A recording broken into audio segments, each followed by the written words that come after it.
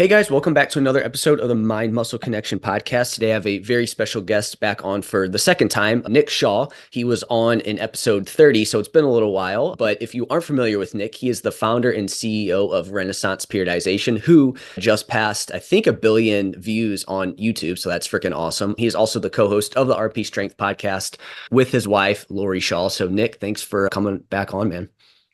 My pleasure. Thanks for having me back on. Apparently, that means I did a good enough job that I didn't offend too many people. Uh, yep, no, absolutely. And didn't RP just pass a billion views on YouTube? Yeah, it did. So that's really wild because one, just billion is a crazy number to begin with. But what's happened is Dr. Mike is very what I'll call shortable. And he's got a lot of just little nuggets you can pull out of the long form videos. And sh YouTube Shorts have just gone completely bonkers. Probably over the last, I don't know, 3, 4 months in particular, something like that. And that's really caused the views to rise. Long form is still doing like 1 million views a day itself. So it's all wild to think about when you start thinking about millions and even now potentially billions. It's wild. Billion, I know billion, that's like a number that once you actually see how big of a number that is, you're like, damn, okay, that's a lot of views. But yeah, Yeah. no, Dr. Mike though, yeah, man, he just got away with just he can get that engagement on social media, which I think is great. And he's very smart too, which is obviously helpful. And like you said, I feel like he does a great job of breaking things down for people that kind of want that like quicker Oh kind of yeah. content, which a lot of people do. So like you said there with shorts, since it's been since I think it was 2020, early 2021 since we last chatted, what's been going on in your world? Anything big happened since then or anything like that? A lot, yeah. So at that point, we only had one app. We only had the diet app. Hypertrophy app probably wasn't really even being worked on yet. So that came out May of 2023, so almost a year and a half ago now. That's completely changed the game, really become like our flagship product. I would say probably what we're that along with just the explosion of the YouTube channel has really put us smack dab in the middle of if people want to learn how to get jacked, get more ripped, essentially, especially if you're a male in the fitness space online, like you're probably aware of RP. So that's been a big change because I would say in 2021, we were probably a lot more focused on CrossFit. And we still do a lot of stuff with CrossFit athletes on the nutrition side. Basically, I would say if you care about hypertrophy, you care about getting jacked, you come to RP and you're going to be in the right spot. Yeah, RP was definitely, you guys really helped me get into the really getting into the hypertrophy side of things and taking that more science-based approach. I think you guys do a great job with that. And yeah, the app is awesome too. I guess with that app, has there been anything that you've learned from using the app or anything like that, or any like kind of main takeaways like in terms of developing the app that you figured out from a hypertrophy standpoint or anything like that? I will say we learned a lot from our experience with the diet app. And so Sorry. I guess if we go back in time, we thought people wanted the RP recommendations. We thought that was a secret sauce. And that's largely true. But real life happens. And so people want to be able to shift, modify, adapt the app to maybe not exactly what RP's recommendations are, but still like the old 80/20 rule. And so that was a real big lesson learned from the diet app. And so when we started building the hypertrophy app, we were like, you know what? We definitely want to have our recommendations built in. You just go default mode and just resort back to that. Let's say you're somewhere and maybe someone's taken a long time on the machine you're trying to use, or you're traveling and they don't have that machine, they have something else. And so we wanted to build it with just a lot more it's a lot more customizable. So you can go in, you can change exercise order, you can swap out an exercise, you can change the weights, you can do all that stuff. And so from that standpoint, it's just this it can be a blank slate if you want it to be, or you can just follow the RP recommendations. And just that flexibility that is already built in, essentially on day one, made it, I would say, I would argue, even better than the diet app because it was a bit more rigid. And we've expanded the diet app and we've got some big things in the works here in the coming months to make that more flexible too. And so it's just allowing people to have that flexibility is huge because that's really what people want. Because real life happens, stuff changes. You got to be able to adapt and modify on the fly. Yeah, absolutely. That flexibility is key, especially like you said, for most people, they need to have Yeah. that flexibility. How often do you guys like have to go in and update it? Is there really not ever anything that's really going to impact how much you're going to change? And I guess I'm more so saying from like a hypertrophy standpoint, I guess maybe what would warrant like a change or anything like that.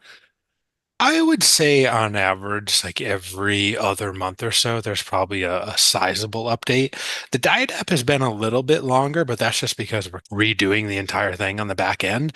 And so probably like early 2025, that'll be ready to go. So that one's been a little bit less often, but there's always some kind of underneath the hood little bug fixes going on. Hypertrophy app is not in the app stores, so it gives us a lot more flexibility and we can Mm, really like rapidly iterate and update that. So that one's probably more like on a monthly basis. For example, what's a couple of the latest updates? So we had the ability within a mesocycle, you can add or remove weeks, which is really cool because before it was set, you could pick anywhere from 4 to 6, and you couldn't change it once you got going. Which again is just people want the flexibility. So let's say you originally start with 4 week because maybe you didn't really know, and you're like, I don't know, I'll just go with the shortest one. Well, then week 4 is a deload week, and so you get to the end of week 3, and you're like, I can just keep going. Boom. Now you can click it, add a couple weeks. Now you've got a 6 week mesocycle instead of a 4 week. That's really cool. And then what happened for me, especially, is I'd always want to go back and look at the previous workout. Let's say, I don't know, you're doing bench and you're like, I think I did 225 for 10, and now the app's got you doing 230 for 10. And so sometimes I'll look at it and be like, shoot, is it having me go up in weight or is it having me go up in reps? And then sometimes I'll forget because you got enough exercises each day, 6 workouts a week. Yeah, you don't necessarily remember every single thing. And so I'd have to click back to the previous week, scroll down, look at it. Whereas now you can just click one little button, you can see your previous. So the last time you did that exercise, you can see what you did and for the last couple. So it's just essentially with apps, you just learn a lot as you go along because you learn what people like, what they don't like, and then you're just able to adapt and modify that on the fly. That's what software is. So that's really cool. And so it's basically if you sign up for a year of the hypertrophy app, you're probably going to get anywhere from 5 to 10 really cool updates over the course of a year. And so you just automatically loads and now you've got the better stuff and you just keep going. And that's a really cool part about apps.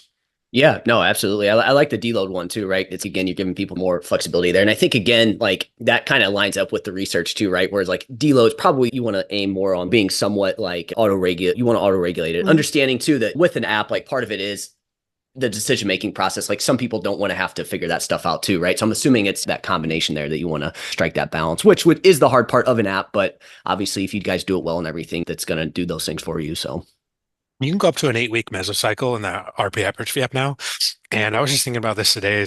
I'm in my peak week. I think it's a 5 week mesocycle. So I'm going to deload next week. And if you go 7 straight weeks of progressions, you either got to be sandbagging it a little bit in week 1 if you're going to match or exceed every single week for 6, 7 weeks straight. Like, how do you go from, let's say, I don't know, you're doing cable crawls 100 for 10. Well, then next week it's like 100 for 11, 100 for 12, not for 13. Uh, Again, it might bump up the weight too, or you can override it and do that. But man, if you're theoretically 3 or 4 RIR in week 1, but you go for 7 weeks, I'm skeptical that you're able to match, that you're able to keep going up and match the app. That's one of those things where I don't necessarily recommend mesocycles that long. Like I think probably 5 or 6 is probably the sweet spot for most people, especially as you said, there's a lot of like intermediate folks listening to this podcast. Like if you're intermediate, that's probably the sweet spot. I think if you're a beginner, you can get away with something more like 6, 7, 8 week mesocycles before you deload. And at that point, like when you're a beginner, like do you even have to deload that often? So that's the cool part. You just make it a little bit more customizable for people, and then that way they can, okay, it's one of those choose your own adventure kind of things. Like, yeah. oh, all right, let's see what's going on. Yeah, it's like the game where you get to choose which direction you want to go with it. Are you sure you want to go another week? But yeah, no, I agree with you. I think if you can just keep going on and on, it's okay. Like you said, you're probably sandbagging. And I think again, you find that for most people, that 4, 5, 6, 7 Yeah, mark, that's usually ends up being that sweet spot if you're, really pushing it, like you said, and trying to progress and everything. Now, if you're not, then yeah, obviously you can extend that a little bit longer as well too. totally. So cool, man. So what kind of is your role currently at RP? What's your day-to-day look like there? Yeah, I don't do a whole lot of actual I love stuff anymore, which it. That's is awesome. is always yes and no. It is such a, is it okay if I swear? Yeah. Yeah. It is such a mind fuck from going to like literally building the company from you have to do everything to then there's people that are much better at all the stuff that I used to do that are now doing it. So I do a lot less. And it really is that mind fuck where you don't actually do anything, but your leverage is now in communicating what needs to be done to other people who are then better at it than you. So it is just a really interesting mindset shift that I've had to kind of embrace, adapt to. And yeah, I'd be lying if I said it was really easy because sometimes I'm just like, hey guys, do you need some help? You want me to do anything? And they're like, no, we're good. And I'm like, okay, all right, there you go. So yeah, it's just a lot, probably like just meetings, chatting with people, just make sure everyone's on the same page and all kind of people are moving in the same direction rather than people going their own ways. And as teams grow and all that, like that just becomes part of the process, and you just got to make sure you do that. So that's really my main role now. And then I still, train all the time now, and I think a big part of it because the authenticity that we put into the apps and what we do really shines through, especially on social media when we're talking about it. And it's out there in the quote unquote wild. Like we were just at the Olympia not too long ago, and people come up and they'll ask you questions, and they're like, "Yeah, we're just normal people that like to lift weights, and so we're happy to talk about it and all that." It's just pure authentic. Yeah, no, that's awesome. It sounds like you're doing the more of the just like big picture type stuff and overlooking and then obviously filling in there, which again, I think is awesome. And then obviously, like you said, you can go and work out and obviously build relationships and things like that too. As the CEO and founder of RP, do you have any like big plans with RP or are you living them or where do you see RP going in the next like couple of years? You led with we reached 1 billion views on YouTube, which is a number that I never thought would ever be possible. So I think you nailed it. I'm like living that dream every day and just reminding yourself to like be grateful that this is never in my wildest dreams when Mike and I started RP and I don't know, 12 years ago, did we think that we'd reach 1 billion sets of eyes, which a lot of those are the same people within those views. People watch it all the time, myself included. But yeah, just to think about it in that perspective, hundreds of millions of people, I'm sure, like we've reached and probably had an impact on and helped get more jacked, get healthier, all that good stuff. Like I don't know. People ask me like, what would I do if RP didn't exist? I don't know. I'd be running some other fitness company. So, probably my own. That's what I'd be doing, man. I really is living the dream, and I got no complaints. I absolutely love what I do. I love all the people that I work with. We got freaking awesome people, awesome team. I really do just like doing my job every day and talking with people and all that. So that's really sweet. Big plans. It's just like fitness. It's just this continual evolution of you just could try to keep getting better.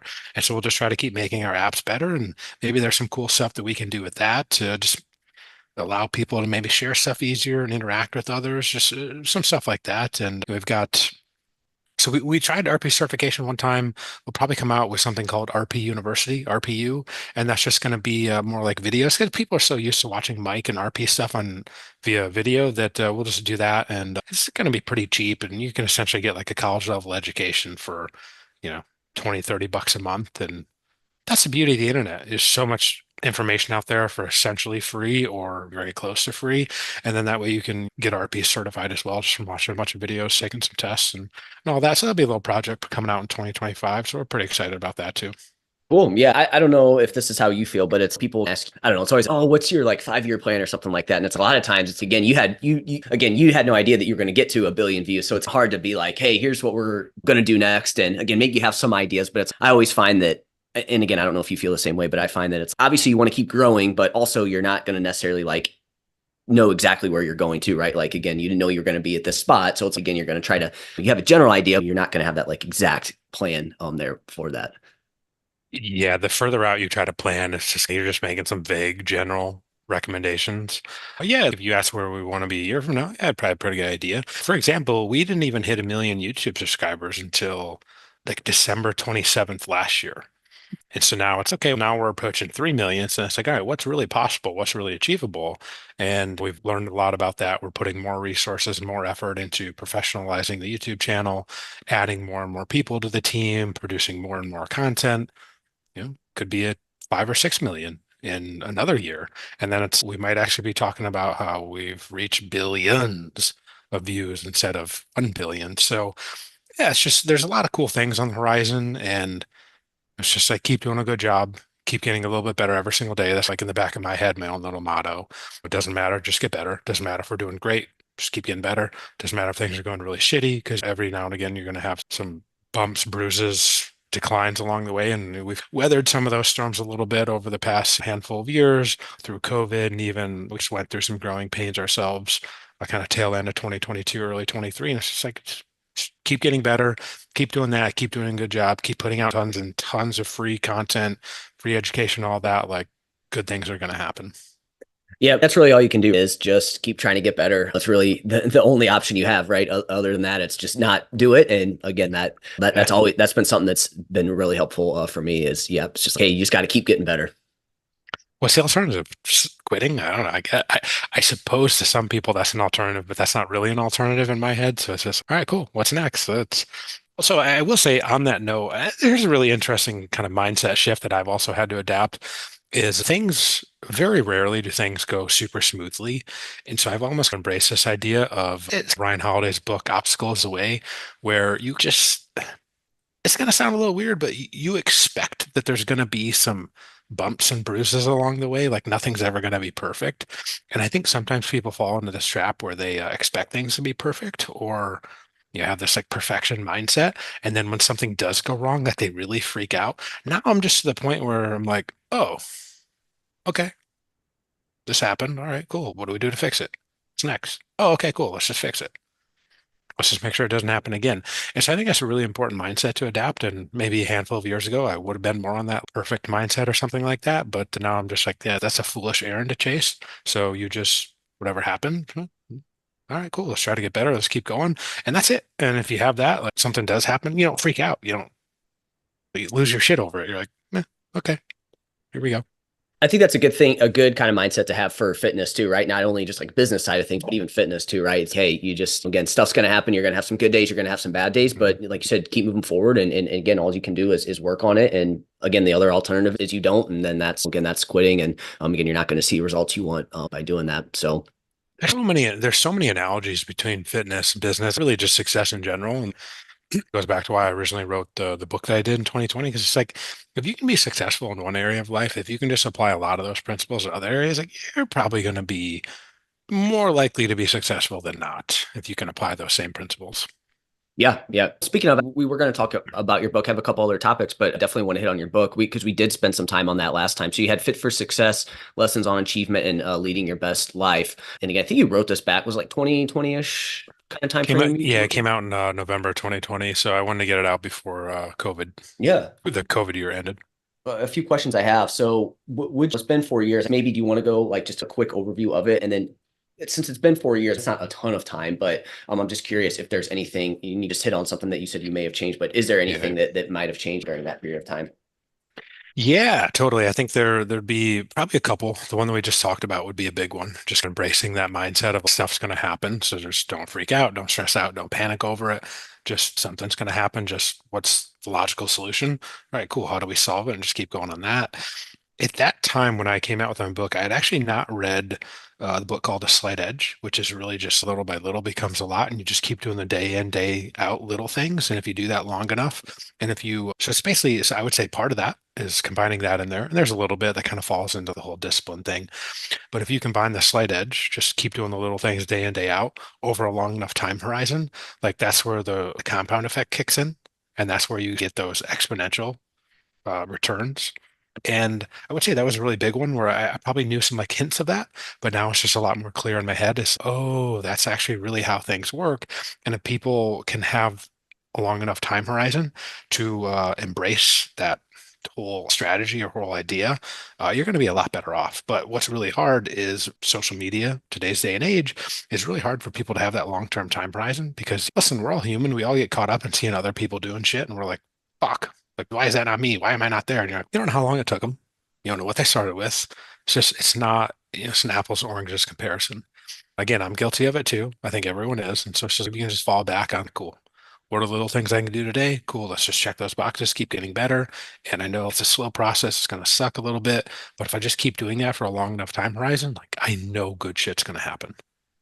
Yeah, I feel like a good analogy with fitness too is anyone that has physique that you want or anything like that, they've been doing it for a while, right? And again, it's that time horizon thing there where they just put in that work consistently over time. Very rarely is it like, oh, that guy's only been training for 6 months. Again, it's usually those people that have been, even if they don't have the greatest methods, they've been doing it for a long time. But yeah, I think that time horizon, just slowly getting better, I think is super important there. I have a perfect example of that as it relates to bodybuilding.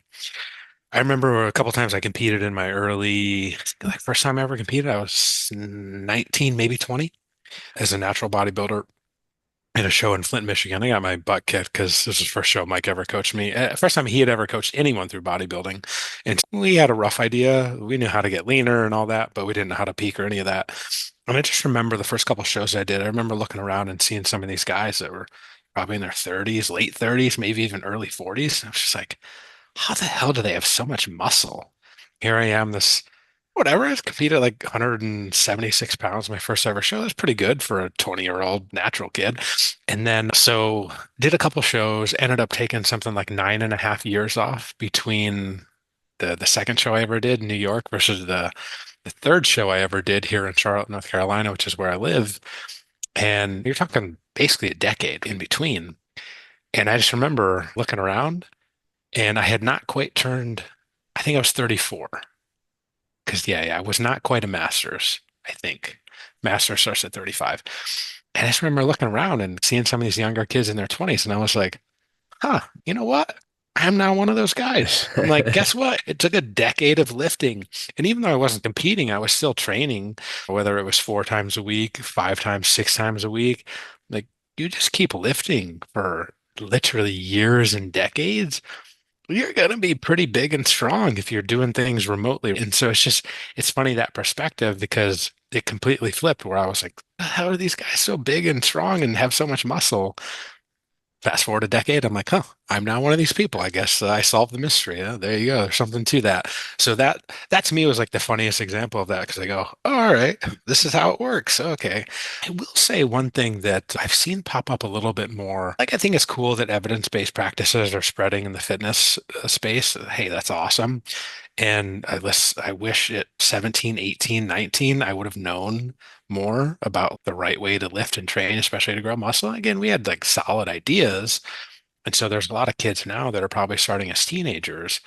But, I look around, I see like youngest pro bodybuilder out there. I'm like, bro, you're 19. You've probably been on shit for a couple years. I'm like, why are you doing Yeah. that at 19?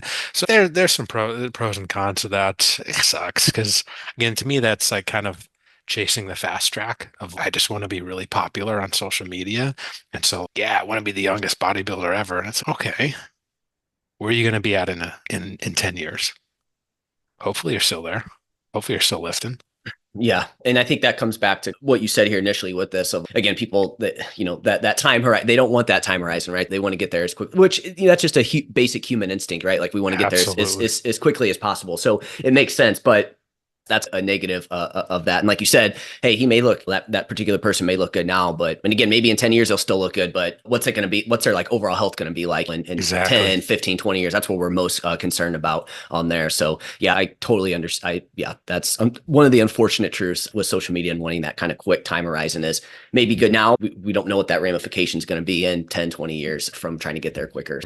Cool. Yeah. So that's awesome. So that's a good kind of update. Real quick, I just want to go over the kind of like you have a pyramid here, and I think these are super cool. And like at the base of the pyramids, hey, these are going to be the most important things that you need to work on here. Like each one's going to build off of each other. Is that kind of the concept of the pyramid, the fit for success Yep, pyramid? totally. Yep. Same with the RP principles when it comes to nutrition, when it comes to training, when it comes to recovery. Like essentially how the pyramid works is you have to have the part below it. Otherwise, your total pyramid is just going to be a lot smaller. So you have to start with the foundational aspects first. Yeah. And just real quickly to just name a few of them, like you have work ethic at number one, you have internal locus of control, positive mindset, discipline, purpose, failure, and then recharge all the way at the top. So again, we talked about one that you would add in. Is there any out of those that kind of order? Is there any that you would take out? And then are there any that you would move around in terms of order of importance over the last like 4 years? I don't know if I would take any out. It would probably be maybe adding some in there. What exactly? I probably have to compile it down because I do feel like the time horizon one is very closely tied to discipline. There's again, some of them could probably fit into some of the other ones in some capacities, like Yeah. not having a huge ego. Kind of would fall under positive mindset. I do think that over the years, so it's been about 4 years now since the book came out, which is really wild to think about. I would say that like the two that really stand out to me are internal locus of control is, in my opinion, probably the most impactful one. But you can't have success if you don't put in the work. Like there's Right. just no way around that. That's why that one has to be at the bottom and that one is the foundation of everything. Because what have we been talking about? We're talking about how we compare ourselves to others. Okay, that's all external. You don't have any control over what other people do. And so you just have to stay focused and stay in your own lane. Just worry about what's in front of you. What can I do next? What's going on? And it is a really hard one to overcome. It leads to all sorts of just crazy shit that people will do. And basically, I I was just making some notes the other day in my phone. I was driving to pick up my son, and I was thinking about this while I was driving. And luckily, I was pretty close. So when I like stopped in the parking lot, I immediately wrote this down. But I'm convinced that in our own minds, we can convince ourselves of just about anything. And now that's both very good, but also very bad. And so we can get in our own heads and we can completely convince ourselves of something that is not even remotely true. Like we can convince ourselves that we're the biggest piece of shit in the world or like we're the greatest thing in the world. And so it just takes a lot of practice to not fall into some of the traps around that. So all that just falls into positive mindset, of course. But it's just super, super important when you have a more positive mindset, like you're more likely to take action, which falls under work ethic. And then also, because of that, like you have more of an internal locus of control because you know that what you do can matter and does matter. It's just like you're just a much more hopeful person. So to me, it's like I can now look back and see how all of these very closely interact with one another. And like that to me is probably the biggest, I think, coolest thing in my head as to how you can just stand back and look at it and be like, oh, okay, this is how things interact with one another. Oh, that's really interesting. Oh, by the way, even though I wrote this book, like I still do this shit all the time. Like I'm not, it's just, man, we can really convince ourselves of anything. And that is scary, but also really awesome. But if we fall into negative bad habits, holy shit, you can go down some dark rabbit holes real quick. Yeah, I think with this too, it's probably a good idea to look over this probably every once in a while as well too, right? To remind yourself, oh crap, okay, yeah, actually that is I've been slacking on that. And again, I think each kind of I don't know if you like to do this, but if I really like a book, I'll sometimes like to go back to it because I feel like at different times of your life, it's always good to go back and it just resonates with you differently, right? Or you may pick up something big from it that time too. I think this is definitely one of those things. And it sounds like that's something that again you've done here with that. But on the positive mindset side of things, I like that one too, because I do think when people hear that, they think that just means you're just like, oh, I'm just so happy. But it's the positive mindset. It is just like you're always just looking like it's again, you're not necessarily always happy, but it's like, hey, I'm gonna just always look at the pro of things. And again, I think that's like you said, a very good thing, a good trait to have in your fitness journey, business journey, or anything like that. Especially when I start your own business, you have to be more optimistic, more hopeful. And 'cause if you're not, you're just not going to do it. Like, if you're not an optimistic person, you're going to be like, why the fuck would I ever start a business? It's probably going to fail. I'm like, this is why a lot of people don't start. It's a lot of probably really smart people don't do it because they're like, oh, well, what if I fail? So you go back to the pyramid, failure's in there. And it's not necessarily that people don't fail. It's just that you hopefully don't keep making those same mistakes. And everyone fails, everyone slips up, everyone makes mistakes. It's just part of that mindset that we talked about earlier is like you just expect some kind of shit to happen along the way and you just not get too high or too low over any of it. You're just like, oh, all right, next thing. All right, here we go. Cool. All right, let's fix it. Let's move on. Next thing, next thing, next thing, next thing. Yeah, there you go. The too high and the too low one is definitely one that I can resonate for sure, not only in business, but also fitness as well, too, right? I think expect business more, but fitness too, right? That not getting too high, not getting too low. Is man, that's just super important. Out of these ones, what do you feel like is there one that you maybe struggle with the most or have the hardest time implementing yourself? Man, that's a good question. When I wrote the book, I remember I was like in the process of trying out the experiment of getting up, super early every single day. And I think that's cool. I think that has a lot of value, especially for some people. I don't do that now. I don't do that anymore. And now at least I did have the foresight when I wrote the book to be like, you don't have to get up early. It just makes it a lot easier for people Yeah. because real life, kids, work, all that shit happens. And so if you have to, you know, take the time to prioritize yourself, it's a lot easier just to do it first thing in the morning before a million other things get on your plate. And it's going to be really hard to do. So I don't know. That's probably a big one now where like I try to do some of that stuff, but I'm not nearly as regimented as I was back then. But I've also been pretty good and pretty consistent with it for now 4 years since. So it's like a lot of those habits stay with me and I'll pretty naturally do them. But I also wasn't competing back then. And so what I found was when I was competing and you get into those late stages of the diet when everything's just pretty much miserable, like I'm not reading. I'm probably not focusing on mindfulness. It's just get through the day, just survive. And so sometimes some of those habits fall. It is, some people say there's like seasons to your life, and it's almost certainly the case where maybe like competing is a really big season, really big priority in your life. And then sometimes you back off and it's a bit more work, or it's totally okay. Maybe it's a bit more family stuff because you get married, you have kids, whatever. And so it's like you just try to be consistent as much as you can. Again, just a little by little, the slight edge stuff.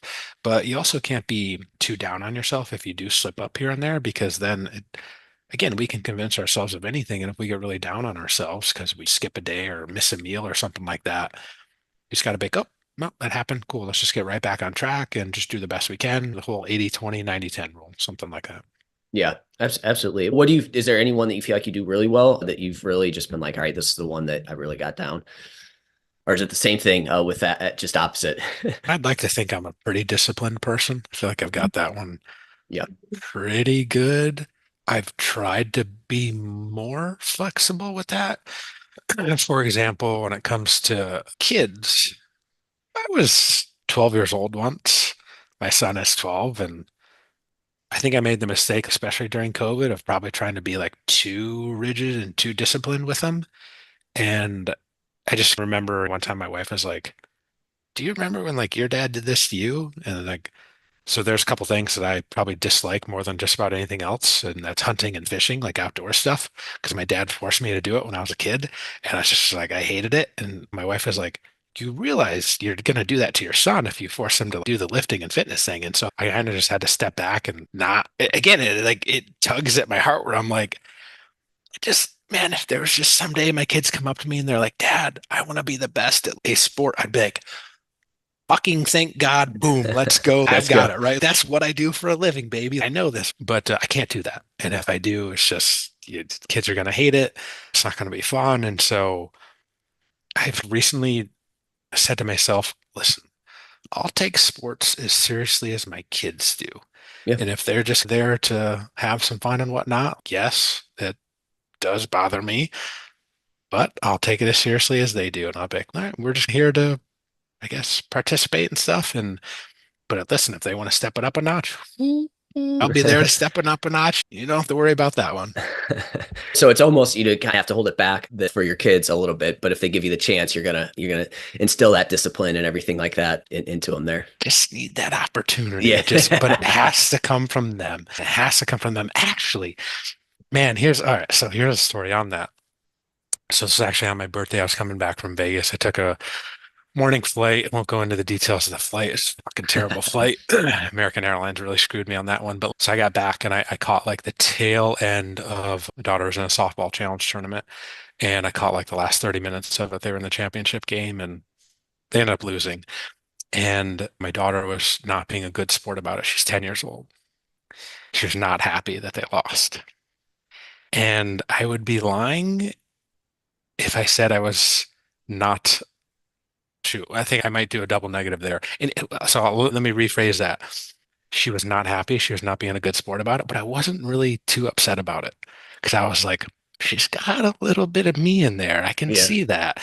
And then I had to tell her a little story about one time, like I lost a relay on track and I threw the baton and I almost got our team disqualified and my coach had to set me down and talk to me about it. So I told her that story, but I was like, I'm not here to give you this huge lecture. I'm like, I get it. I'm like, you got to try to be a good sport though. If you lose, you got to high five the other team or whatever.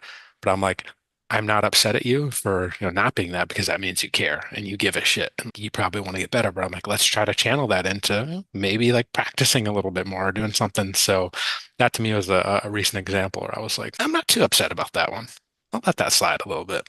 And again, it comes back to what we've been talking about the whole time, right? Like for her in that example, channeling that frustration, anger to like getting better now, right? And then applying it to getting better. And so again, I think that's funny that we came full circle on that. Cool. Yeah. No. Again, drop your book. Again, talk about some potential changes that you would make there. And again, I think the good thing is it doesn't sound like you changed a ton. And again, I think that's a good sign that you wrote the stuff that you feel like was good, and it still is obviously good now at this point. A couple times though throughout, you mentioned competing. I know since last time we talked, at least from what I remember, I don't think you had competed for a while, and then I think sometime in between 2021 and now you started competing against. Yeah, I guess fill the audience in on that, and yeah, we'll have a few follow-up questions to it. Yeah, 9.5 years between shows. Last one I did was, I think, before these two kind of recently. It's like April 2013 in New York City. Again, got my ass kicked. Just we didn't know what we were doing. Not good. 9.5 years later, just took a step back from competing. Still lifting, of course, but RP was taken off. Had two small kids, and it's just not worth it. Things at RP started to get better. I started to see some people like Mike and Jared also competing, and I got that itch back, and I was like, oh. And I was like, you know what? I was doing some CrossFit, doing some jujitsu in there for a while, so I wasn't really training like a hardcore bodybuilder. So I was like, you know what? Yeah, I haven't been training legs super crazy. I'm like, I'll give men's physique a try. I think I got decent genetics for it. And so I started prepping for that for a show in fall of 2022. I was up at Mike's and was just doing some posing. He's got like the best lighting in the entire world in his home gym, and took some pictures. And then people were like, dude, you got to do bodybuilding too. Yes, right. Glutes. Like you gotta. And so I ended up doing a crossover. And this was literally 2 weeks before. I was like, oh, okay, I guess I'm doing this. That one was really cool. I will say I did not have a very good experience about bodybuilding the first two times I competed because, listen, let's be honest, it's not fun when you compete and you get your ass kicked. It's just not fun. There's nothing really redeemable about it. But came into that one. Obviously, we learned a lot more a decade later, literally, about better ways to train, better ways to peak. RP coach Jared Feather was my coach, peaked me, did a marvelous job. And I just remember because I did both. I did men's physique and I did light heavy bodybuilding, and immediately called out into the center both times right off the bat. So you're like, obviously you're gonna win your class. That's a hell of a feeling. That's really cool. And I was like, oh, this is why people like this. Oh, okay, that was cool. And it was awesome because it qualified me for a national level show. And I was like, I got to at least try one national level show just to see what I'm made of. And again, I was going to try to double up and do physique and bodybuilding. And then I ended up doing the NPC Universe. It was like July 1st or something like that, 2023. And funny story, I flew up to Jersey by myself. I wasn't originally planning on doing that show. I was going to do the same one that Mike was going to do a couple weeks later. And I ended up flying up basically by myself. Jared wasn't there to coach me, but sending him pictures and all that. Ended up competing in Masters men's physique. And by 1 point, I won my class. I got my pro card and that was it. And Awesome. I was like, oh, I accomplished my goal and pretty much done. Yeah, there's no reason to compete. Yeah, because competing is really hard. So if there's people listening, they're like, oh, hey, I might want to compete someday. Awesome. I think if you've got the chops for it, it's worth doing at least once. But it really takes a toll on you from fatigue and just not being a very pleasant person to be around, especially the last 2 to 4 weeks before a show. And if you're a leader, if you have a job where you are a leader, you have to interact with a bunch of other people, or if you run your own company, something like that, it just is a lot to try to do all that. Then if you have, wife, kids, it's also putting a lot on them Yep. to deal with that. And I was like, yeah, I want to give the national level show, give it a try and just see what happens and see what I'm made of. And I was like, yeah, it would have been cool to get my pro card. That was the goal. And I did it first show, first national level show. So I'm like, oh, I guess I'm done here. Yeah, I don't know. Maybe never say never on future plans, but right now, no, I don't really have any plans on competing. I still lift, still hit my steps every day, still follow nutrition pretty well, pretty closely. And now my goal is just to stay that way about somewhere in between 210, 215, like reasonably lean, and I can just pretty much maintain here. And I'm pretty solid, pretty happy with that. What did you have to get down for the bodybuilding show? So to compete as a light heavy, it's 198 and a quarter. Okay. So I was like, basically would be right or I think the show that I did in men's physique, there was no weight cap at the time in that. So I was like 202 on stage. I could have made it to light heavy if I would have needed to, just dehydrate a little bit. But yeah, it was like low 200s. So I'm about Nice. 10 pounds heavier than that. Yeah.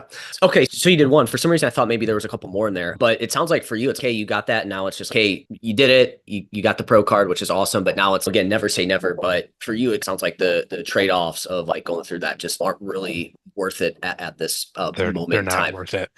Listen, if I wasn't running RP and maybe just was doing my own thing and I was like a fitness coach and maybe was like a single dude who didn't have like a wife and kids and all that, yeah, I'd probably compete and still do it. But you just start to weigh the pros and cons and the trade-offs, and it's just really hard to justify it. Yep. Did you, since that bodybuilding show though, did you do like a photo shoot or anything like that too in between? Have you like gotten lean since that period of time, or are you just hanging out like around this? Yeah, my goal is to stay reasonably lean where maybe 8 to 12 week diet away from competing. Like that's a goal. So over the summer, Mike, Jared, and I did a photo shoot up at Mike's gym. So I think I did the 6 week little mini cut. I pushed it fairly hard. I mean, I was happy with how it turned out. So that was July of this year. So maybe like once a year, diet down to do something like that. Like nothing like super crazy.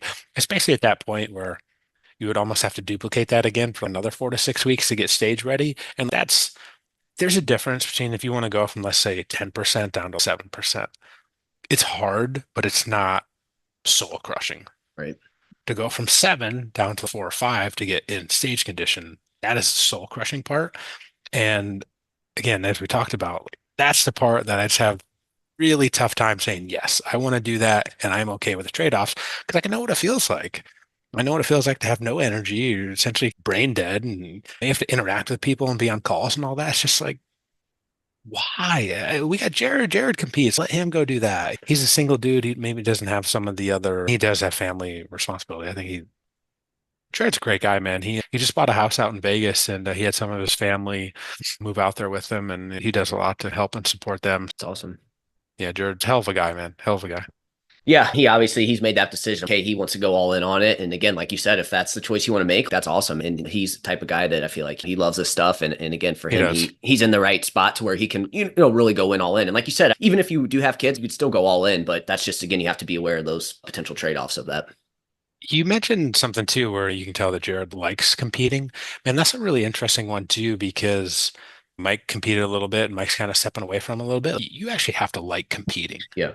Because it's a whole process. It's one thing to do a photo shoot and just show up and do some of the peaking stuff. That's not that bad, but just the whole like the shaving, the hair stuff, the Sure. tan stuff, the travel. I gotta really love bodybuilding to want to do all that. And I don't love it that much, but I probably like it a little bit more than Mike does. And Mike doesn't, he's just not really a big fan of that part. And it's the whole pageantry component of it. It's like, Yep. Yep. And the it's posing.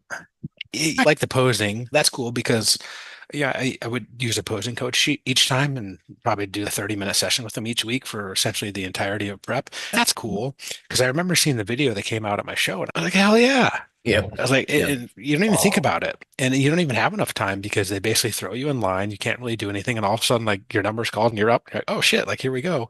And then I remember seeing the video and I was like, oh, it's exactly what I planned and went over with my posing coach. And it looked really good. And people complimented me on the stage presence and just all that, kind of the confident look. And I was like, yeah, it's because I practice it all the time, every week for 12, 16 weeks in a row. So for you then, in terms of like your goals now, then from a fitness nutrition standpoint, is it just like more so maintaining, like you said, that 210 to 215? Are you still looking to build a little bit more muscle, or you feel pretty good there? Or what does that all look like? If I did ever compete again as an IFBB pro, it would be in men's physique. And at my height, I think there's a weight cutoff of 195. Oh, damn. I would not, I can't get bigger legs. Yeah. Right now, I was training legs pretty hard just because it's fun. I go and train with some friends. I go to a gym. Most of the time I'm training at home. So it's just fun to train hard and push yourself and all that. I just really love that. But right now I've dropped my lower body volume to like 4 sets of quads and hamstrings twice a week. And they're maintaining pretty easily, I would say. And then the rest is really just lots of upper body volumes, like lots of shoulders and arms because of whatever, if I did ever want to compete again someday, like you just want to have a huge upper body and I don't need massive legs anymore because we covered in board shorts and have big calves, have really good abs. So I just put a little bit more emphasis on those things. And it's fun. it's fun. It's get to go in and you train legs a little bit, but maybe I'll also add in some other stuff on those days. So it's like one of those stereotypical leg days where you go in, you're like, it's time for war. I guess it's just little more fun and relaxing. And that's pretty much how I approach it. Now, I will say one thing that really stands out is once you've built the muscle, it is a lot easier to maintain Yeah. than we all think.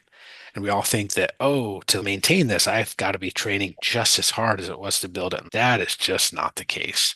You can probably cut things by 50% and still maintain. And to me, that's a super important lesson to take out of this for a lot of people, because you're like, what it takes to build it is completely different than what it takes to maintain it after. And that was really cool. And even when I think back to like when I didn't compete for 10 years, dude, I was training CrossFit in there for a while. Yeah. And I basically my goal was to, like, if someone asked me to do Murph on any given day, like I could do it. And so I was doing tons of body weight squats, not really weighted squats.